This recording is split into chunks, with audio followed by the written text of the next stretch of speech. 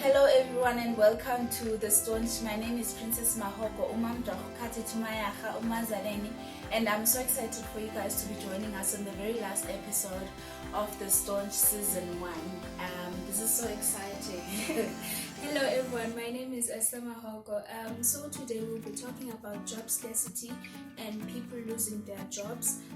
Just recently we witnessed banks shutting down. So it's quite sad. So it's something that we wanted to address and talk about because it's something that's affecting us as a country. Yeah, and it's something that has been ongoing for quite a couple of years, but now it's just getting to a point where it's really bad and it's just getting worse, and way too many people are losing their jobs. So we just thought we'd share some of the things that we think can help us as a nation to just pull through this period, this sad period in our lives.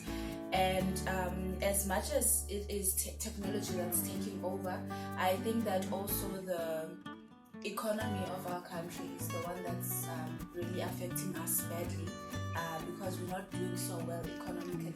But we wanted to focus today on the technology factor. Technology is taking over, and a lot of people are losing their jobs because robots are now doing human jobs, and it's a sad reality, but it's something that we just have to try and find ways of adapting into and dealing with the problem.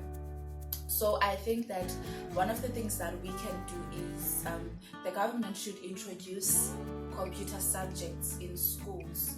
Yes, there are schools that already have computer, but I think it should be something that's accessible to all the students in all the schools, starting at the lowest levels of school. So in primary school there should be, and up until high school, there should be at least one computer subject that is compulsory for all students to do, or something, a computer subject that's accessible to all the students to be able to do. Because I remember when I was still in school, in high school, we had computer, but only us, the students who were doing science, could do science and computer. The ones that were doing accounting couldn't do computer. I'm not exactly sure as to what the reason was for that.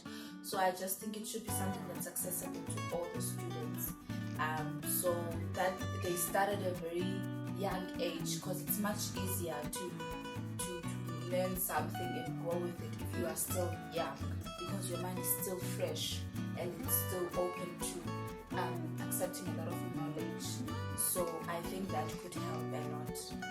And if you're in high school, you still have the chance of changing your subjects. If you're doing something like accounting and you can't do IT, you can always change. If you feel like you can do it, you can always change. Then you'll be able to do something that's computer related, So it's never too late to change, And also for those people who are in the work industry, they can always go back to school and study for this kind of things. Not necessarily computer related things, but things that you think maybe in the next 10 years to come will still be relevant and will still have job opportunities, And people can also start their own businesses. But if you want to start your own business, you have to be very creative, because you have to start something that you are very sure that in the next 10 to 15 years it won't be overtaken by robots or technology, So you have to be very business minded and creative and just start something new, something that people are not used to. Not a lot of people are doing it. So you don't want to bore people. So I think people can also start their own businesses. And if you want to start your own business, you have to be very disciplined and you have to be very patient, because it won't just start and boom, you're already making a lot of money. So you have to be very patient. And I think that in the point that you made about the grade 12 learners or high school learners being able to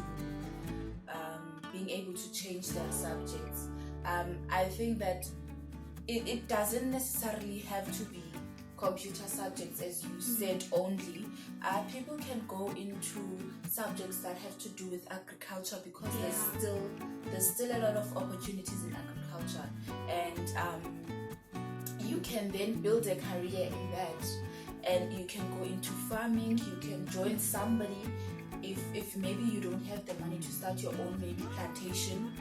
You can join somebody who's already doing something, and then after a couple of years you are able to start your own thing using the savings that you would have saved up while doing that other job with someone else.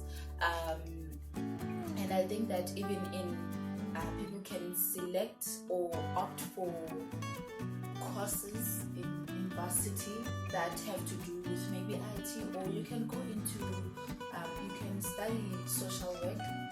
You can be a social worker, because I think even that field is still safe. There's more, and I'm sure there's more other fields of work that are still safe, or other careers that are still safe. You can just do your own research, find out which careers will still be relevant, will still be having job opportunities in 10 years time, in 20 years time. But we just wanted to talk to people about this, because we don't want people ending up studying things that are already irrelevant, things that are having companies that are shutting down because they are not making any profits. They are not. Nobody, like for example, nobody is buying magazines anymore. Nobody is buying newspapers anymore. Hence, publications, media publications have been shutting down, sadly. And we have 2 episodes in season 1 where we were talking in depth about that, where we had Mandla and Clanza Phillips. So the things like that could help people just doing basic research on what things will still, or what careers will still be having job opportunities in the next coming years.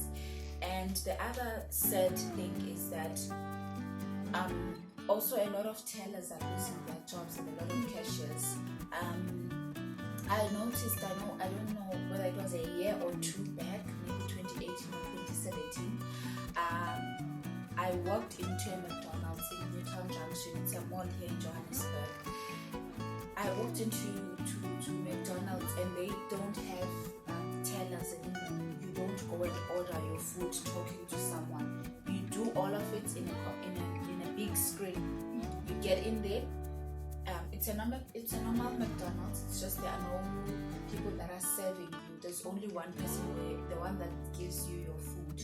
So the rest of the process, ordering your food and payment, you do it there's a very big screen. They have all the options they have the menu in the screen, and then you just select what you want, the food and the drinks, and then it tells you the total. Then you swipe your card and you just wait. It gives you a slip and you wait, and they'll call you when your food is ready. So imagine how many people lost their jobs and are still going to lose it. Yeah, it's very sad, and people just need to try and work around it. We know it's an uncomfortable situation, but let's just work around it and try and find solutions to the problem. And also, even in supermarkets, it's not in South Africa yet, according to my knowledge, but in other countries overseas, it's already in full effect, where you go into a shopping mall, like a shopping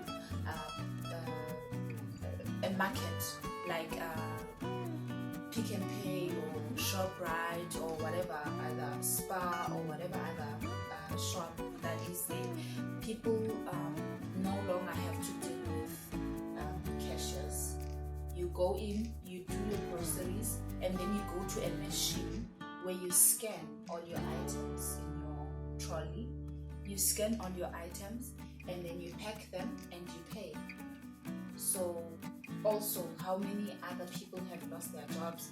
Cashiers, people who do the packing of shelves and all of that. So it's a very sad reality, but we just have to deal with it. Yeah. And we know that most people always complain that IT and computer is like very hard, but like if you can start studying these things now, then you can eventually like get used to it, and who knows, you can actually like get really good at it. So I think people should like start now before they're actually like forced to do these things, so that you have time to adapt to these things, you know. So yeah, I think that could help us a lot. But we're not forcing people to do these things, we're just advising people, because we can just see what is happening in our country. And the people in the working sector can also be able to Go to school. yes, they can be able to go back to school and study even the basics. It's fine. Study the basics of computer. That is all we are saying. Study the basics of computer. And these careers, all of them, they have about 3 levels to them, 3 or more levels. So you have the foundation phase. That's where you can start. You can start in the foundation phase. Start with basics of computer. Start with basics of farming. Study agriculture, the basics. Then if you see that you still find it interesting, you can go into the intermediate phase of the course. Then you get to advanced. By the time you get to advanced, it won't be as difficult as you saw it before you even started studying it. So those are some of the things that I think can help people in terms of dealing with what, because all we have to do is just try and adapt slowly, bit by bit, before it starts being a forced issue, as you said. Because there's really nothing we can do about it. All we can do is just try and adapt. Yeah. And I think that people can also go into property. Property is a big thing currently. It's doing really well. So a person can start by maybe building a 2 rooms. You build a 2 rooms, or you build 4 rooms, depending on how much you can afford to do. Build that and then rent it out. And all you have to do is just maintain it so that it's in good condition. You just rent it out, and then you start making money from that.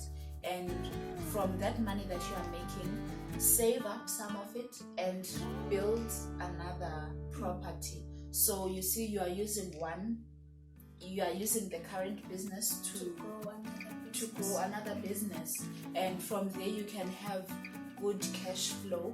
And you can, maybe if you're an adult person who has your own family, you can introduce your kids into that business, so that it's something that they grow into and they learn more about business. And when they are old enough, they can take over from you, and it can continue like that, and can break the cycle of poverty like that in our families. It can actually be something that can help us out a lot. And if your business is doing well, you can even be able to open job opportunities for other people. So you can be a beam of hope for other people as well, who are not able maybe to start their own businesses, because not all of us can be business women and men. So I think that could help out a lot as well. So that's what we wanted to share with people. I hope this helped people a lot. Yeah. So we really would like to thank all of you for joining us in season 1, and we are super grateful for all your support. We see the likes on social media, we see the growth in the following on our social media platforms. We've recently reached over 100 subscribers, and we are super proud about that, and we are so thankful, because it's something that we didn't necessarily think we would be able to reach in season 1 or in such a short period of time, because we reached over 100 subscribers in a month of just doing this show. So that is something that is really huge for us. And we would just like to thank all of you who are our supporters out there, and to ask you to continue supporting us, and we promise you great content. Season 2 going forward, new episodes, new topics. We'll try as much as we can to get guests, but if we do not have a guest, it will be just the two of us discussing a certain topic, and feel more than free to make suggestions. You can hit us up on our comment section, make suggestions of things that you think we can talk about on the show, or things that you would like to see us do on the show, and we'll definitely take them into consideration. We would like to thank our family, our mother and our father. Siyabulela kakhulu mama notata ngenkxaso yenu ngothando lwenu. Akhona Mdunyelwa, Mrs Mahogo, Joseph Mahogo, siyabulela bethunana ngothando lwenu ngenkxaso yenu. All Families Assembly sintanda nonke, siyabulela. To all our supporters, all our friends and supporters, we would like to say thank you. We appreciate everything that you do for us. We appreciate you guys using your data. We know data is not cheap in South Africa. It's not child's play, but you guys tune in every week to support us, so we are really super grateful about that, and we would like to just continue giving you guys great content, educating, sharing our knowledge, and entertaining you guys at home. Before we close, I just wanted to say to all the students who are writing, I wish you good luck, and we love you at the Staunch Talk Show. Just study hard and do your best, and hope for the best. And for the very last time in season 1, we'd like to thank you and say goodbye.